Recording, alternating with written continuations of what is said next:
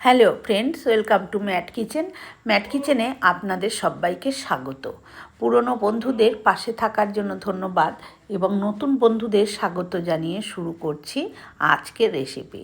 এখন তো শীতকাল, কচি কচি প্রচুর পালং শাক পাওয়া যাচ্ছে, আর শীতকালে নানান রকম সবজিও কিন্তু পাওয়া যাচ্ছে। তাই আজকে ভাবলাম সব কিছু মিশিয়ে একটা নিরামিষ পালং শাকের ঘন্ট রেসিপি করি, বা পালং শাক চচ্চড়ি যে যাই বলেন, আর সেটাই আমি আপনাদের সাথে শেয়ার করছি। তার জন্য এখানে কিছু সবজি আমি নিয়েছি, যেমন আলু, সিম, বেগুন, কুমড়ো, মূলো, আর কাঁচা লঙ্কা নিয়েছি, বড়ি, পালং শাক। আর আপনারা নিজেদের পছন্দ মতন কিন্তু সবজি এখানে ব্যবহার করতে পারেন। যেমন এখন শীতের কিন্তু আরও অনেক রকম সবজি আছে যেগুলো আপনারা এখানে ব্যবহার করতে পারেন। আর যেহেতু শাক চচ্চড়ি আরও নিরামিষ করব, নানান রকম সবজি দিয়ে করলে কিন্তু খেতে বেশ ভালো লাগে। তার জন্য প্রথমে কড়াই বসিয়ে কড়াইতে দিয়ে দিয়েছি সর্ষে তেল। অবশ্যই এটা সর্ষের তেলেই করতে হবে, তাহলে বেশি স্বাদ হবে। তারপরে তেলটা ভালো মতন গরম হলে এখানে দিয়ে দিয়েছি কয়েকটা বড়ি। ডালের বড়িগুলো হচ্ছে কেনা, তবে বড়িগুলো বন্ধুরা খুব একটা ভালো না। দেখো কেমন করে ভাজা হয়েছে, কালারটা কিন্তু বড়ির খুব একটা ভালো হয়নি। যাই হোক, এবারে বড়িটা ভালো করে ভেজে তুলে নিলাম। এবারে ওই তেলটার মধ্যেই কিন্তু বাকি রান্নাটা করে নেব। তার জন্য সবার প্রথমে তেলের মধ্যে দিয়ে দিচ্ছি কালো জিরে। যেহেতু শাক পাতা, সেহেতু আমি কালো জিরে দিচ্ছি, আপনারা চাইলে পাঁচফোড়নও দিতে পারেন। এবারে ফোড়নটা ভালো মতন হয়ে গেলে এখানে দিয়ে দিলাম আলুগুলো। আমি সব কিছুই কিন্তু মোটামুটি এক সাইজের কেটে নিয়েছি, খালি কুমড়োটা আর বেগুনটা একটু বড় কেটেছি, কারণ কুমড়ো আর বেগুনটা তাড়াতাড়ি সেদ্ধ হয়ে যায় সেই জন্য। এবারে দিয়ে দিলাম মূলো। আলুটা 2 মিনিট নাড়াচাড়া করে নেওয়ার পরে দিয়ে দিয়েছি মূলো। এখন শীতের মূলো, আর মূলো দিয়ে কিন্তু পালং শাক খেতে বেশি ভালো হয় সেই জন্য। এবারে আরও 2-3 মিনিট নাড়াচাড়া করে নিয়েছি। এবারে দিয়ে দিচ্ছি কুমড়ো, আর দিয়ে দিচ্ছি সিম, আর কয়েকটা কাঁচা পাকা লঙ্কা দিয়ে দিচ্ছি। দিয়ে এবারে খুব ভালো করে সবজিটাকে নাড়াচাড়া করতে হবে। সবজিটাকে মোটামুটি আধ সেদ্ধ মতন পর্যন্ত এইভাবে কিন্তু নাড়াচাড়া করে নেব। মিনিট 2-3 নাড়াচাড়া করে নিয়ে এবারে আমি দিয়ে দিচ্ছি লবণ। এখানে আমি স্বাদ মতন লবণ দিলাম, যদি পরে লাগে তখন আবার দেব। যেহেতু শাক পাতা, সেহেতু লবণ বেশি হয়ে গেলে কিন্তু খেতে ভালো লাগবে না, আর সেই জন্য আমি এখন পরিমাণ মতন দিলাম, যদি লাগে পরে আবার একটু দেব। এবারে দিয়ে দিলাম হচ্ছে বেগুনটা। বেগুনটা দেখে বুঝতেই পারছেন বেগুনটা কিন্তু অন্যান্য সবজির থেকে বেশ বড় করে কেটেছি। এবারে সমস্ত সবজিগুলো এইভাবে একটু নাড়াচাড়া করে নেব। মিনিট 3-4 সবজিটা নাড়াচাড়া করে নেব। এবার দিয়ে দিলাম এখানে 1 চামচ মতন হলুদ গুঁড়ো।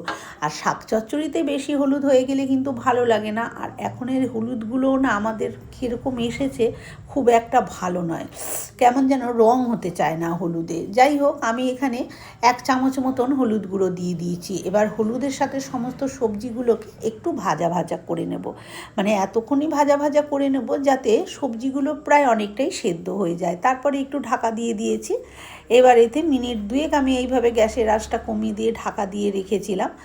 রেখে 2 মিনিট মতন পরে ঢাকনাটা খুলে একটু নাড়াচাড়া করে নিয়ে এবারে আমি দিয়ে দিচ্ছি কিন্তু শাকগুলো। সবজির মধ্যে কিন্তু লবণটা খুব ভালোভাবে বসে গেছে। এবার যেহেতু আমি অনেকটা শাক কেটেছি, সেহেতু সব শাকটা একবারে দেওয়া যাবে না, কড়াইটা তাহলে একদম টুপুটুপু হয়ে যাবে। কড়াইটা ভরেই গেছে, দেখতেই পাচ্ছেন। আর এই শাক চচ্চড়ি করতে গিয়ে একটা একটা করে সবজি দিতে গিয়ে অনেক রকম সবজি দিয়ে কিন্তু অনেকটা হয়ে যায়। যাই হোক, এবারে এইভাবে উল্টে পাল্টে প্রথমে একটু নাড়াচাড়া করে নিচ্ছি। মিনিট 2-3 আমি একটু নাড়াচাড়া করে নেব, তাহলে যে সবজি শাকগুলো এখন দিয়েছি এগুলো একটু মজে যাবে। দেখুন এই শাকগুলো একটু মজে গেছে, সবজিটা যেন একটু কমে গেছে। এবারে বাকি যে শাকটুকু ছিল সেটা দিয়ে দিচ্ছি। শাকটা দিয়ে খুব ভালো করে আমি এরকমভাবে কিন্তু একটু উল্টে পাল্টে দেব, মানে নিচের সবজিগুলো ওপর দিকে, ওপরের সবজিগুলো নিচের দিকে, এরকমভাবে একটু উল্টে পাল্টে নাড়াচাড়া করে দিচ্ছি। একটু নাড়াচাড়া করলেই কিন্তু শাক খুব তাড়াতাড়ি মজে যাবে, আর যেহেতু পালং শাক কিন্তু তাড়াতাড়ি রান্না হয়ে যায়। এইভাবে আমি উল্টে পাল্টে নাড়াচাড়া করে দিয়ে এবার একটু ঢাকা দিয়ে দেবো গ্যাসের আঁচটা লোতে রেখে। মিনিট দুয়েক পর ঢাকনাটা খুলেছি, দেখুন সবজি থেকে কিন্তু কতটা পরিমাণ জল বেরিয়ে গেছে, দেখতেই পাচ্ছেন। এই যে দেখুন কতটা পরিমাণ জল কিন্তু বেরিয়েছে। আমি কিন্তু নতুন করে সবজিতে কোনো রকম আর জল ব্যবহার করব না। এই যে সবজি থেকে যে জলটা বেরিয়েছে এই জলেই কিন্তু আজকের এই পালং শাক চচ্চড়িটা কিন্তু রান্না হয়ে যাবে। দেখুন সবজিটা কিন্তু বেশ কিছুটা সেদ্ধ হয়ে এসেছে। এবারে আবার একটু নাড়াচাড়া দিয়ে এবার ঢাকা দিয়ে দেবো।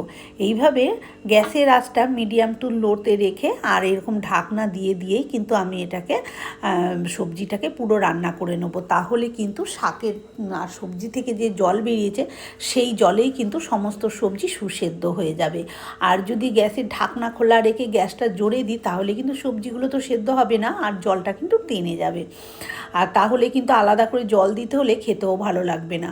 সবজিগুলো দেখতেই পাচ্ছেন, আলু আর মূলোটা হচ্ছে বেশি শক্ত এখানে, কুমড়ো আর বেগুন তো তাড়াতাড়ি সেদ্ধ হয়ে যায়, আর শাকটাও নরম একদম, শাক পুরো ঘেটে গেছে দেখতেই পাচ্ছেন। তাই আলু আর মূলোটা আমি একটু ভেঙে দেখলাম না, প্রায় সেদ্ধ কিন্তু হয়ে এসেছে। আর এই সবজিতে কিন্তু অনেকটা পরিমাণ জলও আছে। তাই এই সময় যেহেতু এটা নিরামিষ চচ্চড়ি আমি আজকে তৈরি করছি, তার জন্য এখানে কিন্তু দিয়ে দেবো একটুখানি চিনি। চিনিটা দিলে কিন্তু শাক বা যে কোনো নিরামিষ তরকারির একটু স্বাদটা বেশ ব্যালেন্স করে। আপনারা চাইলে দিতে পারেন, আবার না চাইলে নাও দিতে পারেন। আমরাও চিনি খুব একটা তরকারিতে খাই না, তবে যদি নিরামিষ লাউ ঘন্ট, বাঁধাকপি বা এরকম পালং শাক চচ্চড়ি হয় তাহলে কিন্তু একটু চিনি দিই, বা ভেজ ডাল হলে একটু চিনি দিই স্বাদটা ভালো লাগার জন্য। তারপরে এই সময়ই দিয়ে দিলাম ভেজে রাখা বড়িটা এই সময়ই দিয়ে দিতে হবে, কারণ সবজিটা কিন্তু এখনও অনেকটা জলো ভাব আছে, এটাকে পুরো টানিয়ে নিতে হবে। আর বড়িটা যেহেতু একটু সেদ্ধ হতে হবে, নালে বড়িটা শক্ত থেকে যাবে, সেই জন্য এই সময় বড়িটা দিয়ে দিয়েছি। দিয়ে ভালো করে নাড়াচাড়া দিয়ে আবার ঢাকা দিয়ে দিয়েছি। দেখুন আরও কিন্তু জল বেরিয়েছে, দেখাই যাচ্ছে। আর এখন কিন্তু সবজিও কিন্তু বেশ রান্না হয়ে গেছে, আপনারা দেখে আশা করছি বুঝতেই পারছেন। এই যে একটা বড়ি আমি ভেঙে দেখাচ্ছি, দেখুন এই যে দেখুন খুন্তি দিয়ে বড়িটা কিন্তু নরম হয়ে গেছে। কিন্তু এদিকে বড়িটা গোটাও রাখতে হবে, সেই জন্য বেশি জোরে করে নাড়া যাবে না, আলতো হাতে একটু এইভাবে নাড়াচাড়া করে দিয়ে আর একটু জলও ভাব আছে সেটা আমি একটু টানিয়ে নেব। নামালে এখনও নামিয়ে নেওয়া যায়, কিন্তু আমি নামাবো না। আর এখানে যাদের জল বেশি হয়ে যাবে মনে করবেন, তারা কিন্তু এখানে একটুখানি ময়দার গুঁড়ি ছড়িয়ে দিতে পারেন। একটু ময়দার গুঁড়ি ছড়িয়ে নাড়াচাড়া করে নিলে কিন্তু যে জল ভাবটা রয়েছে সেইটা কিন্তু তাড়াতাড়ি টেনে যায়। তবে আমার এখানে খুব একটা জল নেই, সামান্য একটু ভেজা আছে, সেই জন্য আমি কয়েকটা আলু মূলো এইভাবে একটু ভেঙে দেব। ভেঙে দিলেই কিন্তু এটা রেডি হয়ে যাবে। এটা কিন্তু এখন রেডি হয়ে গেছে নামানোর জন্য বন্ধুরা। এবারে আমি এটাকে গ্যাসটা নিভিয়ে দিয়েছি। স্ট্যান্ডিং টাইমে 2 মিনিট নেমে না রেখে তারপর আমি সার্ভ করে দেখাচ্ছি।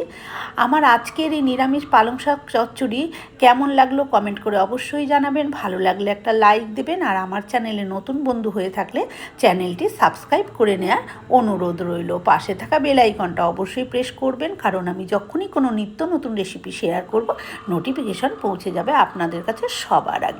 আজকের মতন এই পর্যন্ত। ভালো থাকবেন, সুস্থ থাকবেন।